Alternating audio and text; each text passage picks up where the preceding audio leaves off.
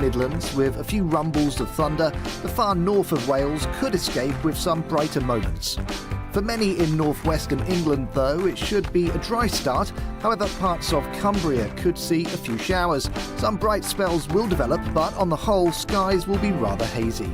Moving across the Pennines, and it should be a largely dry start here too. A noticeable breeze off the North Sea, though, will give it a fresh start along the coast. We head back into the showers across northwestern Scotland, with perhaps the odd heavier shower possible. Elsewhere across Scotland, though, it should be a dry and bright start to Sunday. We'll also be joining in with the brighter skies, especially in the west of the country. The far east, though, may see 1 or 2 showers develop. Heading towards lunchtime, we see further showers or thunderstorms across the country. However, there will be some sunny spells in between. And that's how the weather is shaping up during tomorrow morning.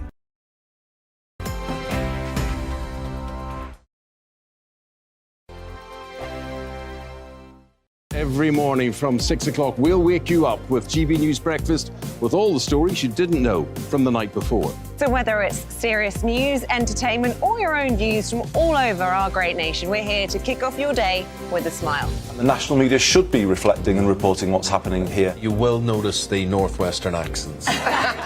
Whether you're with us on TV, radio, or online, every morning, it's breakfast from 6 a.m. Hope you can join us. On radio, they call it the drive time slot, 4 p.m. until 6 p.m. as listeners head home. It's that part of the schedule when the dust of the day's events begin to clarify, and we try to make sense of it for you. Brazier is drive time for radio and TV. It's fast, it's punchy, it's opinionated, there's a Brazier angle and a little bit of levity. That's the question. That's 2 questions, actually. That's Brazier, Monday to Thursday, 4 till 6 on GB News. Hello, I'm Michelle Dewberry, and you can join me every weekday 6 till 7 on Jubes and Kerr. Me and my panel will get stuck right into the day's events, and I can tell you, in fact, I can warn you, expect some robust debate, some strong opinions and perspectives from both sides of the fence. It's about you at home as well. I love to read out all of your comments, or at least as many as I can. So join me, Michelle Dewberry, Monday to Friday, 6 till 7 on Jubes and Kerr. I'm Dan Wootton. Join me Monday to Thursday from 9 to 11 for the feistiest and most fun news debate on TV, where free speech reigns. I'll bring you a sharp take on the day's biggest stories, bombshell newsmaker interviews, and A-list guests. And I guarantee you, no spin, no bias, no censorship, and no reason to go to bed. That's Dan Wootton Tonight, Monday to Thursdays from 9 on GB News.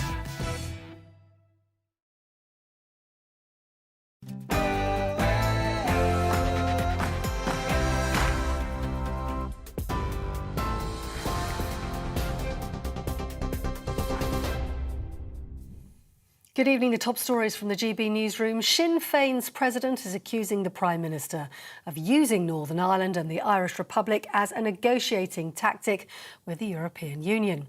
Mary Lou McDonald made the comments amid a political standoff at Stormont, with Boris Johnson set to visit Northern Ireland on Monday. Yesterday, the DUP blocked the election of an Assembly Speaker, preventing a new executive from forming as a protest against the post-Brexit trading agreement. Boris Johnson can't play games with the people of the North or with the island of Ireland. He has connived with the DUP to use Ireland, to use the north of Ireland, to use unionism in Ireland as a pawn in a wider game that is being played out with the European Union. And that is clearly a shameful tactic. Well, the DUP leader, Sir Geoffrey Donaldson, told GB News at the heart of the Good Friday Agreement, he said, is consensus, and not a single recently elected unionist agrees on the Northern Ireland Protocol.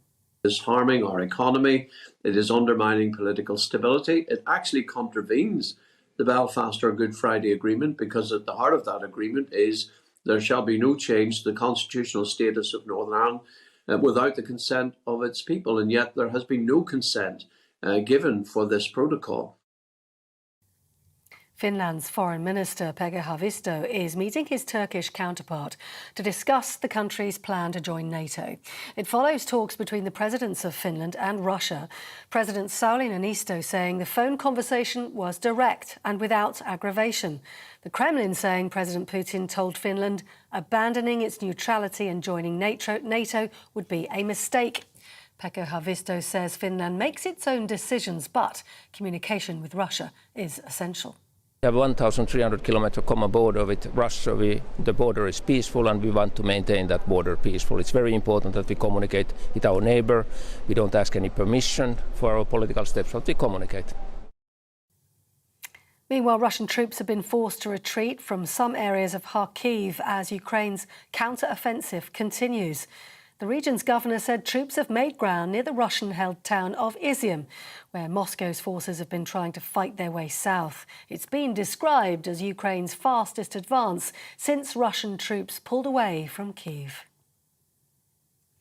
Here, Boris Johnson has revealed the first 50 migrants have been told they'll be sent to Rwanda within the next 2 weeks. The Prime Minister says he's ready for a fight with what he's calling lefty lawyers seeking to challenge the government's position to push asylum applications offshore. In an interview with the Daily Mail, he also renewed calls for workers to return to the office, saying working from home doesn't work and staff are more productive when they're in the workplace.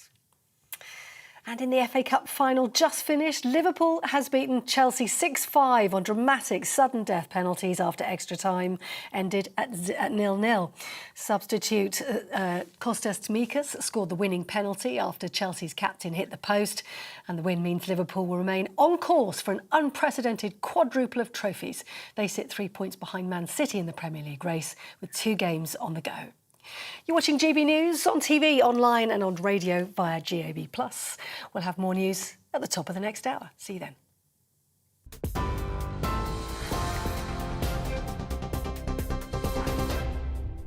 Looking ahead to tomorrow's weather, and the UK is looking rather mixed with some heavy showers but also some bright spells and feeling rather muggy.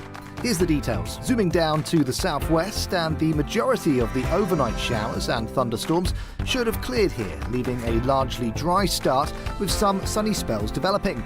Southeastern England and East Anglia, though, will still have some heavy showers to contend with first thing. However, not everyone will see them.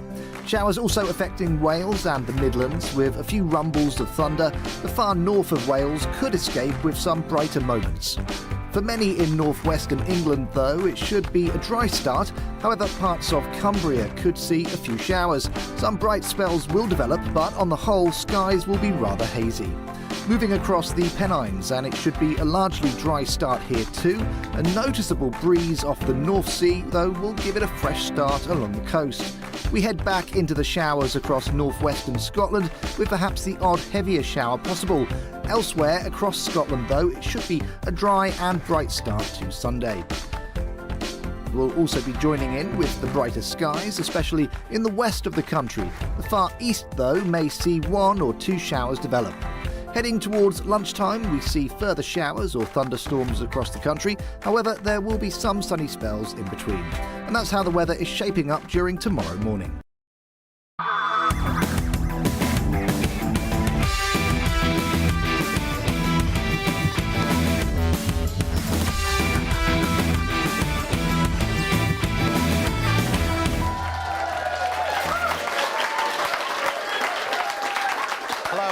Welcome to Ministry of Offence, the show that brings the two sides of the political divide together in order to confirm that, yes, the other side really are terrible, terrible people. I'm your host, Stephen Allen, and I'm going to start with a quick recap of the news you might have missed this week. Keir Starmer has vowed to resign if police find him guilty of breaking the law over COVID restrictions. If Keir does stand down, it might take a while for Labour to find an equally effective and charismatic replacement, as there's a backlog at Madame Tussauds. Liz Truss plans to ditch the Northern Ireland Protocol and remove the current border in the Irish Sea, and that has to be an improvement, as it's almost impossible to have respect for a customs officer who's wearing armbands and a rubber ring. Elon Musk says if he succeeds in buying Twitter, he'll allow Donald Trump back on. That'll be good news for both free speech and anyone newly on antipsychotic meds who's missing the voices in their heads. Trump has just launched his own social media platform, Truth Social. Elon said it's a bad name. This from a man who can't type his son's name without opening the Windows character map. Boris Johnson has launched the number 10 TikTok account. Millions have watched this video. It's the first time Boris has gone viral since the 1980s, when he picked up a touch of swine flu at a Bullingdon Club initiation ceremony. It's the end of the iPod, the product that built on the success of its forerunner, the iPatch, which did almost as much for promoting piracy. In a historic moment, Prince Charles opened Parliament this week. Charles looked pleased to have made the speech, as well he might. If the coin toss had come down the other way, it could have been barked at us by Bisto the Corgi. The Queen wants to keep her strength up for what's believed to be her favourite Jubilee event, the snubbing of the Meghan. Boris has announced that he's going to clamp down on school truancy. It's win-win, as if it doesn't work, he'll soon be declaring, look, smaller class sizes for all. And that's your weekly roundup. Time to get on with the show.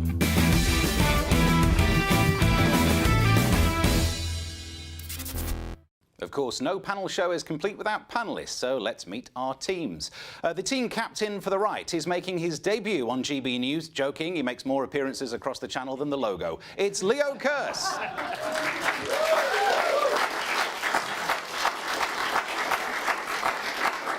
And his teammate is a member of the politically aligned right living in Brighton. Excuse me, he's the member of the politically aligned right living in Brighton. It's Simon Evans. Thank you. And facing them tonight is the captain of the left team, a woman who is so left-wing, she even dyes her hair red. It's Diane Spencer.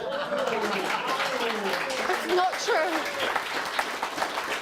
And her teammate, originally from Seattle, the birthplace of Nirvana, and he moved to the UK quite soon after Kurt Cobain killed himself. Coincidence? It's Eric McElroy.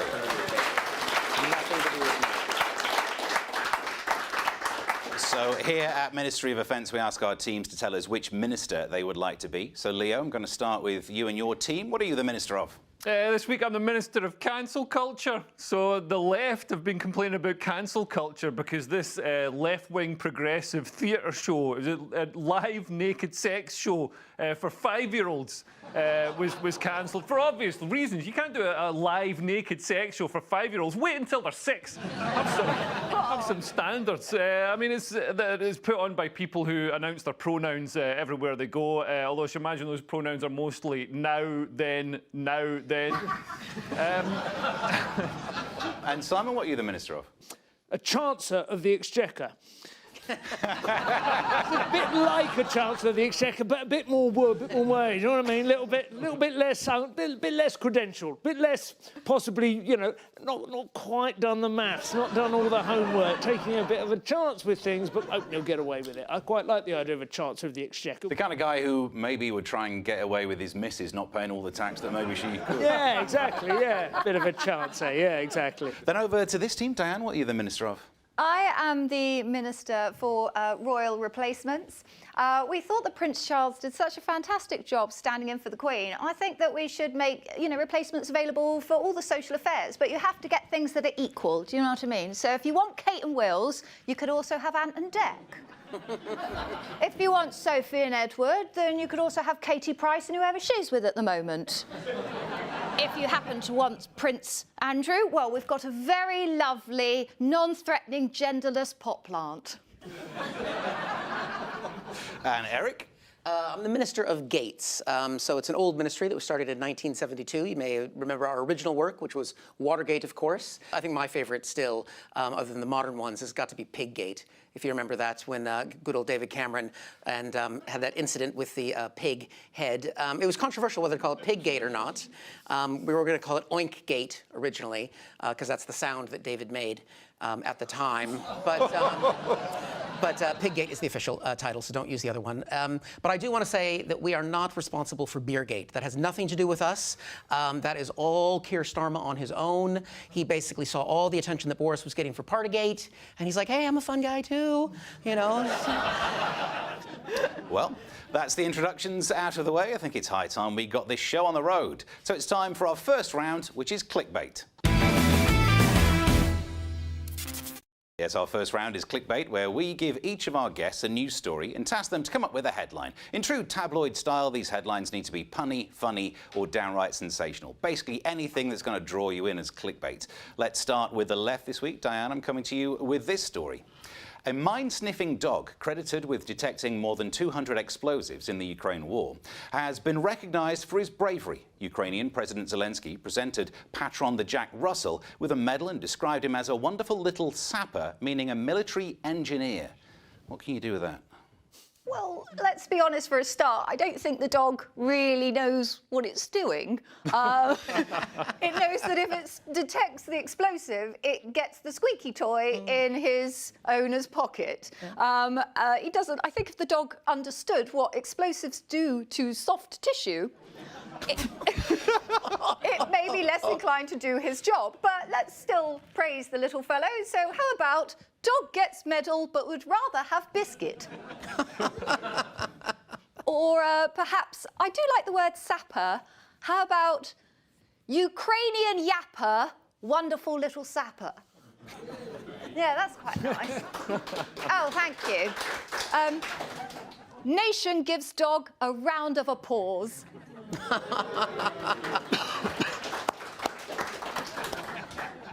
Sorry, I just... Yeah, it's got legs, which is more than that dog will have when... I like the idea that a mine could be so specifically powerful that it would blow the legs off a dog that size, but leave the dog itself alive. That's how they do them. Quite yeah. extreme. It's really just to mess with the heads of the dog owner. And then it would just be employed as a draft excluder. Yeah. Well, actually make a better sapper without legs. You could put it on a bit of rope and just sort of pull it through from the other side. Eric, please save us from these mental images. I don't know if this will save it from that, but he who smelt it detected it.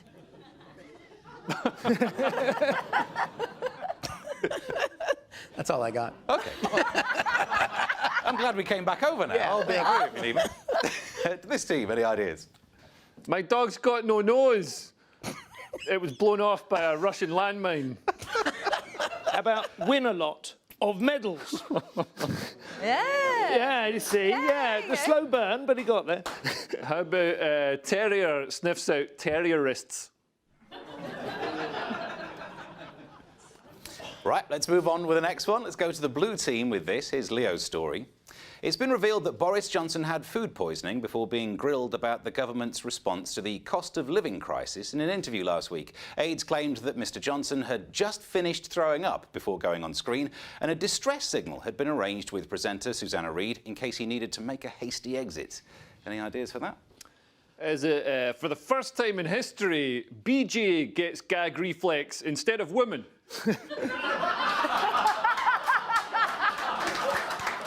Instead of Wallace and Gromit, just Boris and Vomit. Nice. Because he does always resemble a bit of a plasticine man, doesn't he? Or possibly Susanna Reid just saying, well, I'm glad you brought that up, Prime Minister.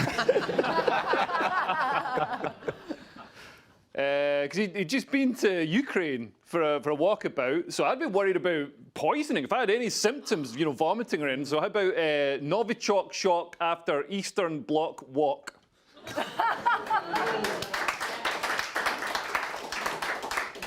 Or just eaten mess? What a way to ruin a nice pudding. All right, any ideas over here?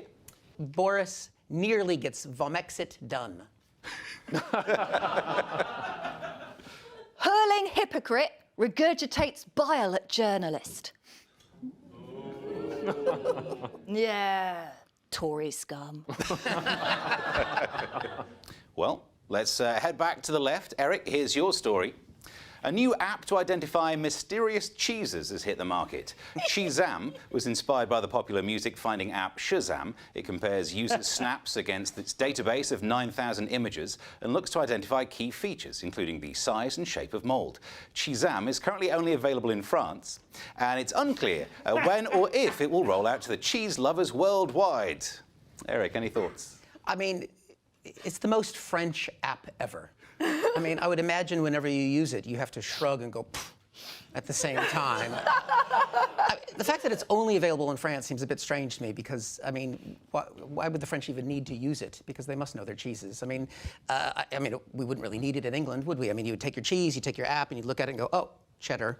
Next cheese, pick it up, look at it and go, oh, cheddar. Pick it up and go, what I'm trying to say is you have a lot of cheddar. You wouldn't need it in... You guys squeeze your cheese out of a can, so we'll not take any insults from you about the quality and variety of our cheeses. Yeah. Your cheese is a synthetic insult to an ancient tradition. Yes. Yeah. That's true. That's true. In America, you wouldn't need it because you would just look at the ingredients on the can, and it would just say, whiz. You gotta get this app. It's mental. Thank you. Damn, this is a good app. Any more ideas? Hello, is it Brie you're looking for? Let's turn over here. Any cheese ideas? Because this app will let you recognise any cheese. You could say, with this app, nothing gets past your eyes. Awesome. Because it's in France where they don't pasteurize their cheese. But also, it's pointless. Have you ever been in a shop that sells cheese and been like, oh, I wonder what this cheese is? There's no label on it. Oh. I would imagine it's when you come across a cheese in the wild, isn't it? Probably. Foraging. You're not quite sure whether it's an edible cheese. You're out foraging for cheese. Fromaging for cheese, I suppose it would be. Fromaging! Yeah. I would assume that would be it. Yeah. Still tons of useless apps yet to be invented. There you go. Still tons. 250,000 apps now available at the App Store. Still no bottle opener. Weird, isn't it? There's some private photos that I have of cheese, but I probably can't use those. Tread carefully, Eric. If your doctor asked you to take pictures of cheeses, it's not what they meant. Exactly. It's, that's the one I'm talking about. Yeah, shower better. It's new on the NHS. Whoa. Now, we probably could keep churning these out, but we shouldn't milk it. Well, wonderful stuff. And finally, let's see what Simon does with this story. Vladimir Putin has been shocked to discover his gymnast lover is pregnant again, sources have claimed. It's alleged that the couple already have 2 children together, which Putin has not publicly acknowledged. Russian telegram channel General SVR has claimed Putin found out his mistress is yet again pregnant, and by the looks of it, this wasn't planned. Any thoughts on that one? It's got to be Vlad the Impaler, hasn't it? I think. Kremlins, little gremlins, something like that. Oh, KGBs. There you go. Any other thoughts over here? Well, we've seen from the last few weeks that he never knows when to pull out. And I mean, I saw some pictures of her doing gymnastics, and she really bends over backwards to keep him happy. Any more ideas over here? I would go with another Russian athlete fails a test.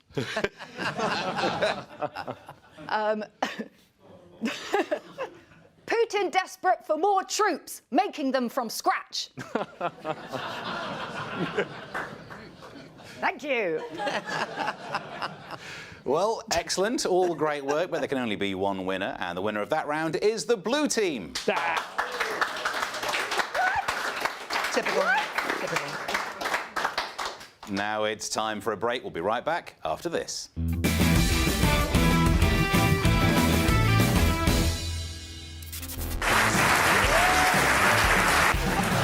My name is Andrew Doyle. Join me every Sunday evening at 7 p.m. for Free Speech Nation. This is a show where we address current affairs and news stories of the week with the help of 2 wonderful comedian panelists. I brought in comics because I want to give it a lighter edge, and also they work for less. See you there.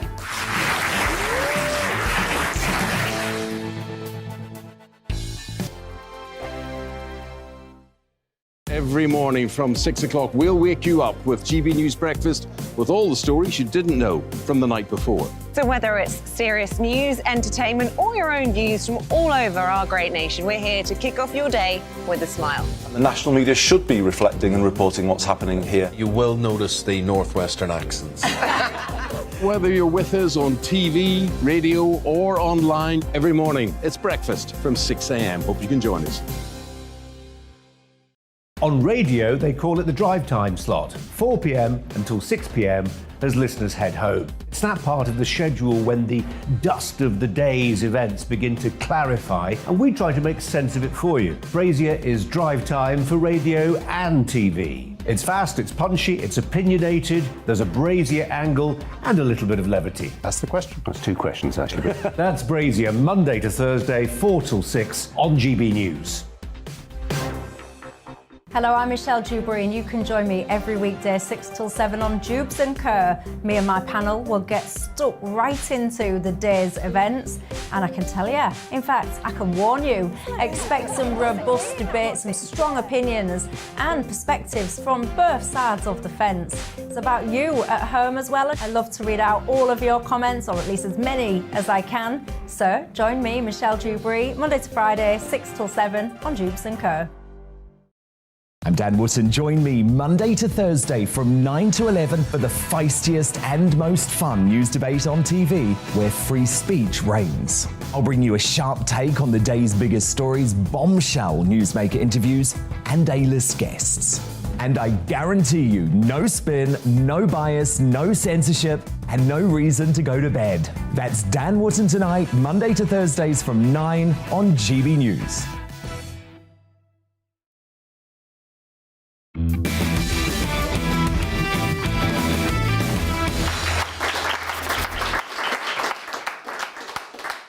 Welcome back to Ministry of Offence in a week where new planning regulations mean neighbours will have to take into account each other's thoughts on building work. The guy next door to me has already asked for my opinion on his extension. Frankly, it's way too big and pretty unsightly. I am talking about his penis. We're still here with Leo Kearse, Simon Evans, Diane Spencer and Eric McElroy. And it's time for our next round, the lie detector.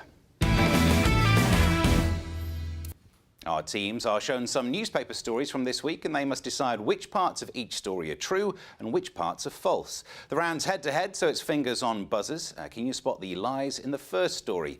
The New York Times has removed the word penis from its Wordle answers to keep the game distinct from the news, a move apparently related to last week's story about a man who had a penis attached to his arm. What are the lies in there?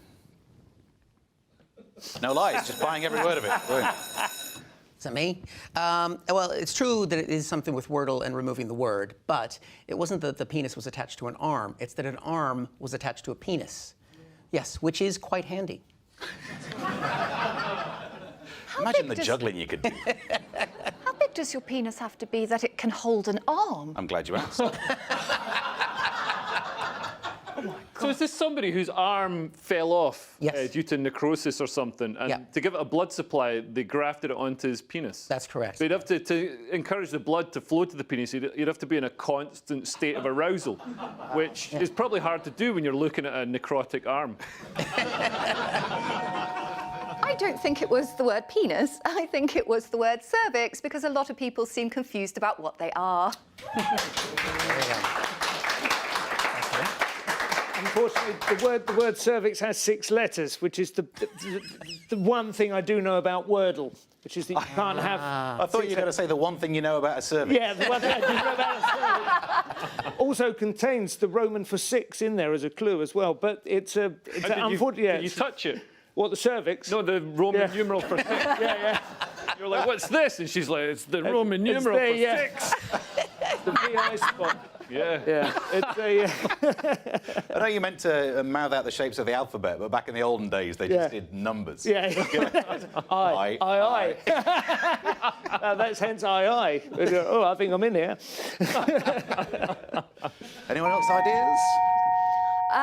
You only remove words when they're not being used anymore. And if my husband is anything to go by, that word is uncontrollably used a lot. Does he drop the P-bomb quite a bit then? No, that's not what I meant. I meant I'm a very lucky lady. Thanks, team. Is it big enough to have an arm on it? A lady doesn't... You've seen me limp. Stop.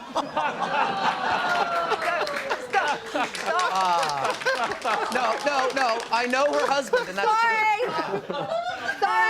Is it fanny? Because you're not allowed sexualised words, and in America, they probably had fanny in it thinking it just because in America it just means your bum, but over here it means your fanny. Well, I can tell you no one got the correct answer. Actually, they've removed the word fetus from the wordle answers following last week's leaked Roe v. Wade Supreme Court ruling on abortions. And because they don't know how to spell it. Right to Life campaigners have hit back, insisting they should have let it go to full term and then had it adopted by Scrabble. Moving on, can you spot the lie in this next story? Fingers on buzzers. Mark Hedges, the editor of Country Life, has slammed homeowners who swap the city for rural life in COVID, but moan about Wi-Fi speeds and don't know how to cook hedgehog hot pot or fluff a ferret. The lie is that he's not called Mark Hedges, because I mean that would be an appropriate name for somebody who writes about the countryside. His name is Mark Urban Desolation. Incidentally, everyone knows how to cook hedgehog. That's something you're taught, basically. That's like a really basic skill, right? You know, pack it in clay.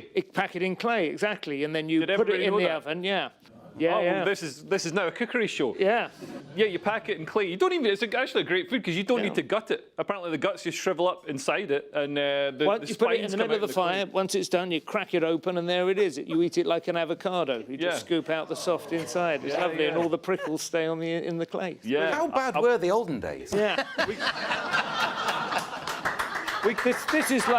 This is popular even now in little sort of like trolleys outside York Minster. They're sold to American tourists. We call it a Worcester coconut. Yeah. Wow, it's not the right answer, I'm afraid. I think the lie is about the idea of hedgehogs altogether. I don't think hedgehogs exist. I've lived in the UK for 22 years. I've never seen one. I've seen more unicorns than I've seen hedgehogs. I think you've made it all up. Although, to be fair, I've never left Zone 3. But still, I don't think they're real. Well, I can tell you no one got the correct answer. The real story is that Hedges was moaning about the fact that they don't know how to cook potted squirrel or tickle a trout. I find hedgehog makes a great starter. Train one to walk between dinner guests and you can stick no end of cheese and pineapples on those little spines. OK, everyone, fingers on buzzers. Here comes the next lie-laden story. Easyjet plans to tackle staff shortages by removing one of the toilets on its flights so it can fly with fewer crew. By removing one of the bathrooms on its A319 planes, the budget airline will be able to fly with 3 crew members instead of 4. What's the lie there? The A319 is not a plane, it is Bagshot Road in Surrey. Thank you. Some Surrey fans in. Look at that. The lie is that on all the seats on an Easyjet plane, they're all toilets.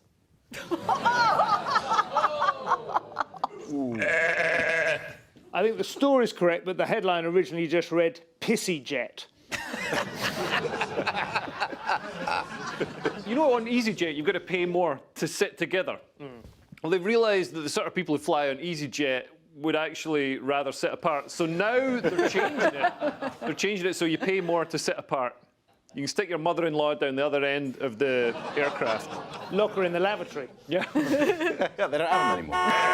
Oh, God, it sounds like a rural road accident. I would imagine, I'm guessing seriously, what they've done is they have removed a member of staff in order to make room for an extra toilet, because they've realised that that would actually be more welcome. Nobody needs members of staff on EasyJet. People do actually want to use the bog without having to queue up and getting panicked when they go into a bit of turbulence. Or just one of the members of staff just stood there like that. Yeah, possibly, yeah.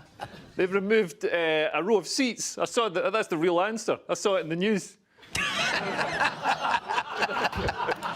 You've got how this show works. Yeah. Great, yeah. So, yeah, apparently they're struggling for staff. So by removing a row of seats, you can fire somebody. It's the correct answer. Wow. Yeah, EasyJet's planning to tackle staff shortages by removing the back row of seats on its flight so it can fly with fewer crew. They're going to use the extra space to move all of the seats back and give everyone extra leg room. I'm kidding. They're probably just going to put an Amazon pickup point will be put in there or something. Now it's time for our next game, Spin Doctors. In this round, one member from each team will take on the persona of a public relations specialist as they defend a public figure who's done something this week that was erroneous, fallacious, or just plain moronic. The right, you're up first. Who will you be spinning this week? we'll be spinning Priti Patel. Let's remind ourselves of the story. And I actually just want to start. Priti Patel, your racist policies are killing people. Your plans to send people seeking asylum to Rwanda are inhumane. They're inhumane and are going to ruin people's lives. Priti Patel, as a young person who wants to live in a fair and compassionate society, we are disgusted by your treatment of refugees in the UK. Right, spin that. So that was demonstrators dressed as young Tories to infiltrate a Tory, some sort of Tory meeting. But they're all hypocrites. I bet they went home to their houses that had locks on the doors. People are saying, people like these wet wipes are saying, oh, but they're fleeing persecution, they're refugees. It's like they're fleeing France. They're fleeing Shizam, is what they're fleeing, isn't it? Were they fleeing snooty waiters? Like, dog poo on the pavement, like the faint odour of garlic. It's a nonsense. So the residents, they've all got 700 people in this little village, and they're going to get 1,500 asylum seekers, illegal immigrants, whatever you want to call them, depending on if you're the Daily Mail or the Guardian. 1,500, fighting-age men, from countries with ideologies that might not be completely compatible with a little country village in Norfolk. They're being decried as racist. I don't know. I think we should put all these men maybe next to some Guardian readers. Put them in Islington. I think people are complaining that Priti Patel wants to send them to Rwanda instead of Dundee or Middlesbrough or somewhere like that. But I don't know, Rwanda. I've seen photos of Rwanda. It looks pretty nice. There's sunshine. There's fresh food. There's lots of space. I think that's a bit of a bonus. I think we should just go to Calais with photos of Dundee. And that'll stop anybody risking their lives to get here. It's like my mate Radu says, like, nobody comes to Britain because they want to. They come to Britain because they can't get in somewhere better, like America. It seems, more humane than the Italian plan, which was just to turn the boats round and give them a big shove. So, I mean, at least we're sending them to Rwanda instead of to certain death. I think what would possibly... I have been thinking about this a little bit because it's been running on for some time, and yet they haven't actually managed to send anyone there yet, and it's starting to run out of steam. There's all these legal challenges, and I think maybe they need to zhuzh it up a little bit. And the obvious opportunity is for a game show waiting for them in Rwanda, right? Based on I'm a celebrity, get me out of here. They just need to have I'm an asylum seeker, get me out of here. They have to demonstrate, go through a number of challenges, demonstrate their proper asylum seeker status rather than the, as you say, economic migrant status, and that could become an extraordinarily big hit, which would become a self-funding enterprise then. Roll that out for a few months. If you want Ant and Dec to be involved, I'm absolutely fine with that personally, and, possibly a mountain gorilla or two as well. Instead of the usual eating bugs thing, you actually have to sort of mingle with the silverbacks. And the alternative would be, if they actually come to the UK, is they've got to appear in this show. Yeah. Haven't they suffered enough? Splendid stuff. Diane, you're up next. Who will you be spinning this week? We are spinning Her Majesty the Queen's decision to exclude non-working royals from Trooping the Colours balcony. Let's have a little reminder of this story. By the Queen's own command, the next will feature a slimmed-down cast, just working members of the family. So no invitation for the disgraced Prince Andrew, and no place for the estranged Harry and Meghan.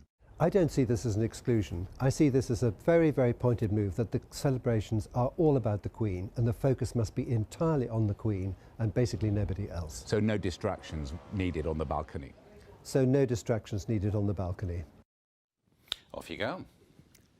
I now defend Her Majesty's decision. One of them is an alleged sexual assaultist, and the other is an ungrateful, whining little who has embarrassed his family on global TV. I rest my case.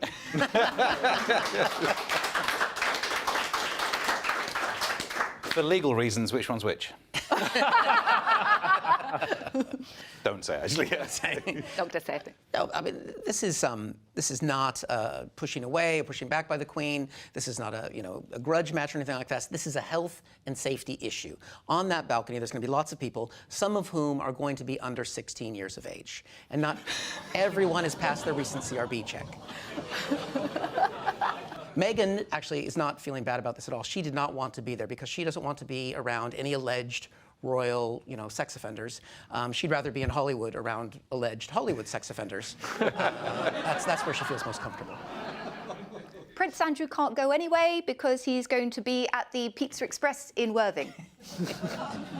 That was Woking. I won't have Worthing. Thank you. Bad mouth. That's my neighbourhood. We know a perv when we see one. He would have been chased out of there with flaming torches. An alleged perv, sir. Well, does it even have a Pizza Express? Yeah, I'm not sure. Seems too posh. It's more of a Carluccio's. I like the way they're all looking up there as if they've just spotted the fighter jets coming in to just dispatch them all. Well, both well spun, but ultimately it's up to me to decide who had the best spin, and I think the most compelling defence was the red team. Yeah!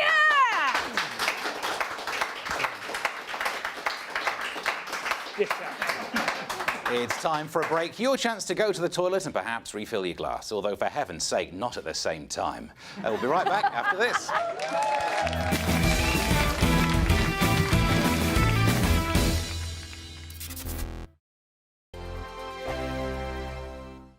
Every morning from 6 o'clock, we'll wake you up with GB News Breakfast with all the stories you didn't know from the night before. So whether it's serious news, entertainment, or your own views from all over our great nation, we're here to kick off your day with a smile. The national media should be reflecting and reporting what's happening here. You will notice the northwestern accents.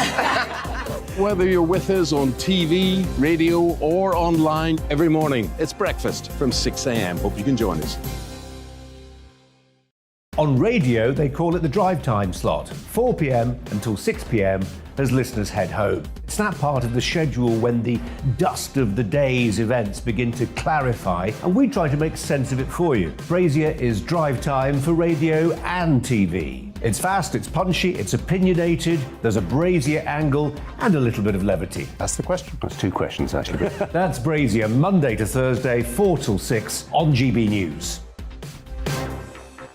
Hello, I'm Michelle Dewberry, and you can join me every weekday 6 till 7 on Jubes and Kerr. Me and my panel will get stuck right into the day's events, and I can tell you, in fact, I can warn you, expect some robust debates, some strong opinions and perspectives from both sides of the fence. It's about you at home as well. I love to read out all of your comments, or at least as many as I can. So join me, Michelle Dewberry, Monday to Friday, 6 till 7 on Jubes and Kerr.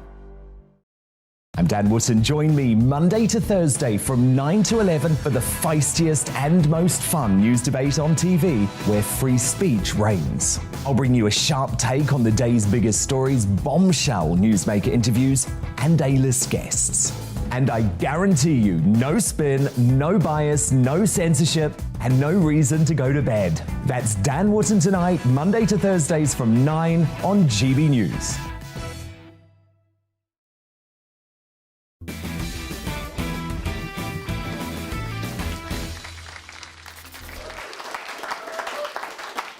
Welcome back to Ministry of Offence, in the week where a new anti-protest law makes it illegal to stick yourself to infrastructure like trains, which means Southern Rail may have to abandon the plans to increase capacity by covering commuter services with felt and handing out Velcro onesies.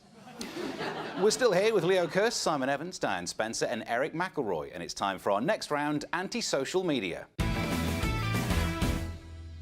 Yes, this is Anti-Social Media, in which we look at online reactions to various world events and then ask our teams to guess who said what about whom. The teams will need to match each post to an event or the celebrity that said it. Think of it as social media snap.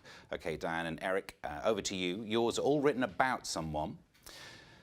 He truly does just have that enigmatic, exciting and vibrant energy that feels so much like blank. I'm so excited, it's unreal.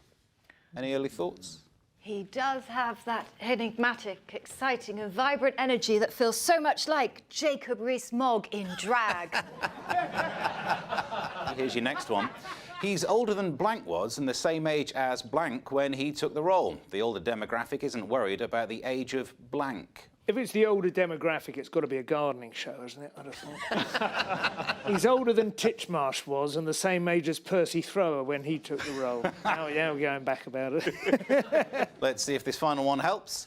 It's going to seriously upset Priti Patel that a young blank man is going to get to travel everywhere in blank and blank, and she can't do anything about it. Brilliant. I think I know what this is. This is about Doctor Who, because they've announced the new Doctor, and it's he was on Sex Education. He's a black guy. Some people have been actually there hasn't been much of a backlash because I think white men are now resigned to this kind of thing. We know, like, for the next few years, this, we're not going to be in adverts unless we're, in some sort of transgender We might get to play Jimmy Savile. We'll get to play Jimmy Savile, or we can still be in gambling addiction adverts, but that's it. Yeah. Is your husband a sex offender? Yeah. Those are bizarre. Yeah. Those are still all white couples. Yeah. Those adverts. It's odd. I think if anybody's upset about a black Doctor Who, wait till they see the NHS. Well, I can tell you, Leo, you got it absolutely right. Yes, it's Doctor Who, played by the gay black actor Ncuti Gatwa. I don't know what people are complaining about. It's not that much of a stretch for me, which is coincidentally what I said during my last prostate check. Leo and Simon, here are your posts, which are all about someone or something being discussed on social media. Here are your tweets. Let's take a look at these. Wherever there's virtue signalling, you'll find blank. Maybe, just based on the size of the blacked out word, I think it might be Nemo.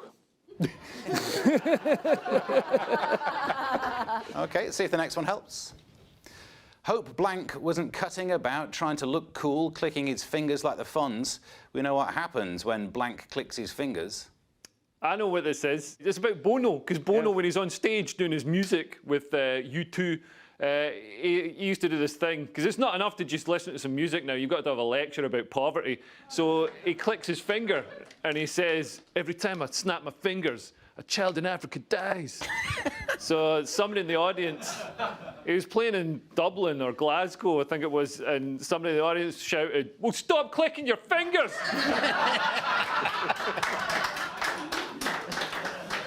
He's like a mini Thanos. Yeah. Just one at a time, the hard way. Yeah. Yep, you're right, but I can show you the last tweet to confirm it. You heard the Irish joke. What's the difference between Jesus Christ and blank? Jesus Christ doesn't travel the globe pretending he's blank. It's totally true. Bono, like, he's always lecturing on poverty, all this kind of stuff. He was obviously over in Ukraine recently. Yeah, he lectures on poverty while dodging his taxes. He was revealed in the Panama Papers to be actually illegally dodging his taxes. And please don't sue me if I got that wrong, Bono. But it's your fault for being named after a dog food. He preaches about climate change as well, and once paid for a first-class seat to fly his hat. He was missing his favourite hat, so he paid for a seat on an airplane to fly his hat. First class? First class. Well, it could have just been on the head of somebody sitting in You economy. can't have Bono's hat sitting next to you in economy, though, can you? Because you would sooner or later you get and sit on it, wouldn't you? You would know that. If you're on an Easyjet with a missing toilet, you'd take a dump in it. Yeah.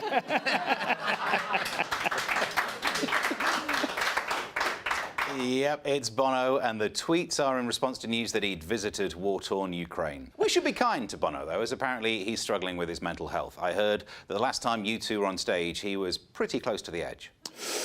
And the winner of that round is the blue team. It's a big thing. And it's time now for our next round, Mass Debate. Now, in this round, we give the contestants one big topic to debate. It'll be something that's dominating the headlines, and each team has to take a side. This week's debate is about an event of national importance, the Wagatha Christie trial, where Rebecca Vardy, wife of Leicester City star Jamie Vardy, is suing fellow wag Colleen Rooney after Rooney accused Vardy of leaking false stories about her in 2019. The very foundations of our democracy are at play here. Truth, justice, and the size of Peter Andre's winky. Leo and Simon will be arguing for Team Vardy and Diane and Eric for Team Rooney. Let's remind ourselves of the case. The war of the wags played out in painstaking detail on social media. Clean Rooney had got really suspicious and fed up of the fact that details of her private life that she was sharing on her private Instagram kept making their way into the Sun newspaper, and she, and which is now, it's been dubbed this sort of Wagatha Christie, in an Agatha Christie style investigation, she conducted, let's say, a sting operation. I'm going to let Team Vardy speak first. Take it away, Leo and Simon. Well, Rebecca Vardy, whoever she is, she's releasing facts that are in the public interest. We didn't know for sure what size Peter Andre's penis was before that. I've got one point of information. I don't know whether it helps her case or not, but I have found it irritating that she's invariably referred to in the newspapers as a WAG. The WAG acronym is short for wives and girlfriends. You can't be a WAG. You are either a wife or a girlfriend. She should be referred to as a wife or girlfriend, or whatever the acronym would be for Who that. knows? Sir, right honourable sir, I would like to interject because wife and girlfriend WAG has transferred into the common parlance, and it is a WAG because this is the issue. Rebecca Vardy was spying on the other WAGs. She was spying on Colleen, and the fact that she was taking everybody else's information and leaking it is why we have this trial. So we must have WAG because we have many WAGs, and the WAGs have all got a value to them, and she was exploiting it. I don't know, I mean, as a political commentator, you dream of the day you're going to be able to tackle a topic such as something to do with Rebecca Vardy and Colleen Rooney, whoever they are. I don't know, I find football boring in itself, but the girlfriends of footballers, oh my God, we're reaching... I think the only way this could become more interesting is if they're both slowly fed into a mincer, feet first, while they're serenaded with 3 lions, just so that being fed into a mincer feet first isn't the worst thing that's happening to them that day. But is she wearing a broken foot support? No, actually, she is an Imperial stormtrooper. Okay. And she forgot to I get just wonder completely whether changed. she might have seen David Beckham wearing one when he actually broke his metatarsal and assumed it was just the latest fashion. And she's gone, that would make it not so much a Wagatha Christie as a Miss Metacarpal. Yeah, very good. I think that, for one thing, they're struggling on the side over there to defend Miss Vardy because they know that she is more leaky than the Titanic. It's basically an argument in a Weatherspoons that's just been scaled up to where you're spending like £2 million each on lawyers and stuff like this. This is good. This is good.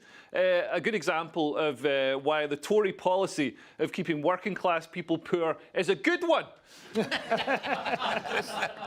It's reassuring, though, isn't it? It's nice to have your stories like you got Johnny Depp and Amber Heard. You got stories like this, basically just reassuring that people who superficially appear to have cracked it are in fact having even more miserable lives than the rest of them. It's bloody wonderful, extraordinarily generous. The whole reason why we have this case is because Colleen Rooney was criticised for saying it was Rebecca Vardy's account, and she chose that word on purpose. Now let's remember that Rebecca Vardy's a what? Account. Oh, account. Sorry.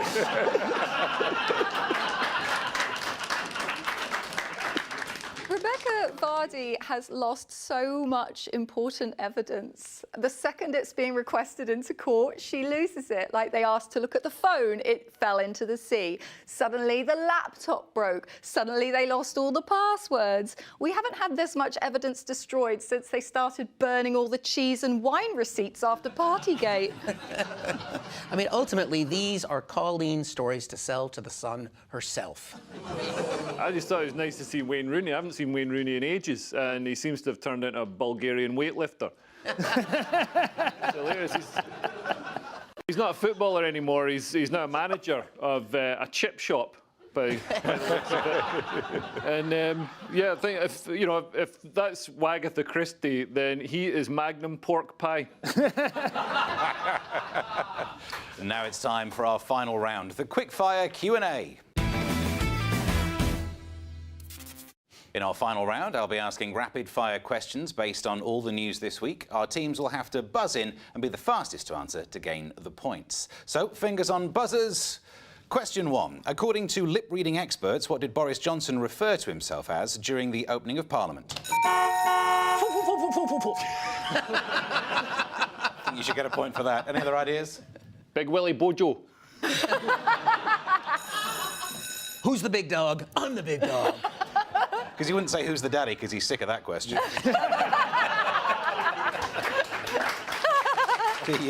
Apparently the answer was, according to lip-reading experts, he said to Keir Starmer, I am the devil. Question 2. What has Prince William been awarded with this week? Any other ideas? Is it Rear of the Year? No. Pipe Smoker of the Year. No, not yet. Slimmer of the week. No, it's a BAFTA for the work on the Earthshot Prize. What has Lewis Hamilton been in rows with Formula 1 rulers about? He doesn't like the other cars being in front of him. Good point. No. His nose ring. Yes, it's about removing earrings, but that's close enough. Oh. What has an Australian farmer taught his dog to do? Fetch a boomerang. All the dog has to do is just sit there. That's my answer. Taught him to do sheep. Is it a Nazi salute? Thinking of the other dog. It's to drive a car to assist with farm work. What's sold for a record-breaking $195 million this week? Elon Musk's eyebrows. Any other ideas? Yeah, it's an Andy Warhol painting of Marilyn Monroe. Is the correct answer. Very impressive, wow. Wow. Who did Prince Harry do acting work for this week? Ron Weasley. The stunt double. Nice. James Hewitt. He acted like they're not related. It's close, but it's Travelist, a non-profit travel organisation. Next one. A former Lyon defender was released from his contract for doing what in the changing rooms? Talking about his emotions. No, not right. He farted. He did, and he made his teammates laugh. A 6-year-old boy has discovered the tooth of which prehistoric animal? Anne Widdecombe. Not the right answer. Ooh. Megalodon. Is the right answer. Yeah. Lionel Messi has partnered with which country to boost its tourism trade? Rwanda. They don't need to anymore, do they? No. It's Mordor? It's not. It's actually worse than Mordor. It's Saudi Arabia. It's the correct answer. Over the course of its 80 years on radio, what's been the most chosen piece of music on Desert Island Discs? The one from the car advert. Mozart. No. Did he write it for that? Oh, Ride of the Valkyries. No. Is it Beethoven's Ninth? No. Lower than a ninth. Fifth? No, it means none of the Beethovens. But... Oh, First letter of the composer, H. It's Handel's Messiah. Yes, it's the What keeps washing up dead on beaches in Whitby, Yorkshire? Records of Handel's Messiah. It's not the right answer. Octopuses. No. The future of comedy. Sperm whales. No. Anyone else? The Dutch. Is it like crabs? It is like crabs. Lobsters. Not as it. Lobsters. Yes. Goal hanging, possibly, but still. And that means that, sadly, we've also reached the end of the show. Congratulations to our winning team, The Left. To the winners, your prize, you get to deliver the next Queen's speech. And to the losers, you won't go away empty-handed. You get to deliver Keir's next curry. Thanks to our team captains, Leo Kearse and Diane Spencer.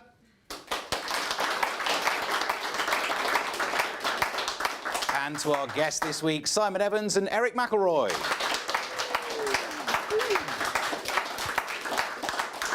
I've been your host, Stephen Allen, and we will be back next week at the same time. See you then.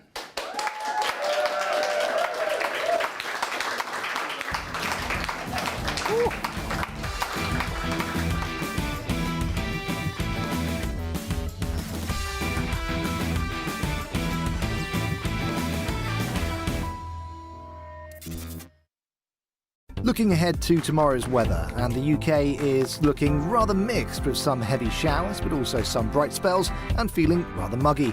Here's the details. Zooming down to the southwest, and the majority of the overnight showers and thunderstorms should have cleared here, leaving a largely dry start with some sunny spells developing. Southeastern England and East Anglia, though, will still have some heavy showers to contend with first thing. However, not everyone will see them. Showers also affecting Wales and the Midlands, with a few rumbles of thunder. The far north of Wales could escape with some brighter moments. For many in northwestern England, though, it should be a dry start. However, parts of Cumbria could see a few showers. Some bright spells will develop, but on the whole, skies will be rather hazy.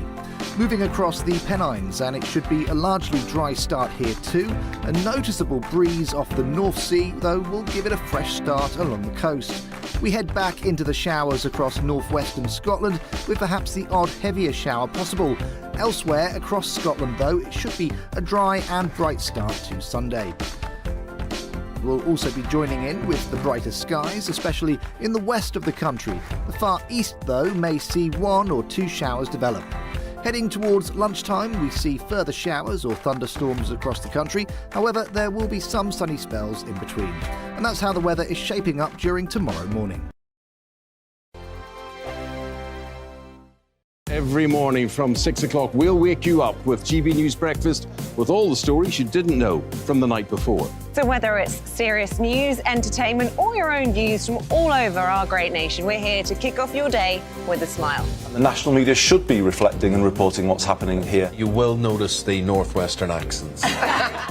Whether you're with us on TV, radio, or online, every morning, it's breakfast from 6 a.m. Hope you can join us. On radio, they call it the drive time slot, 4 p.m. until 6 p.m.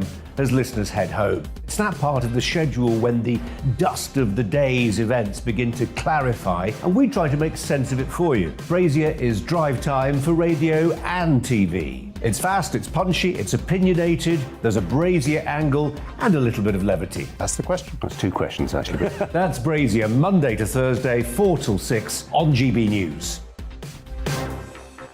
Hello, I'm Michelle Dewberry, and you can join me every weekday 6 till 7 on Jubes and Kerr. Me and my panel will get stuck right into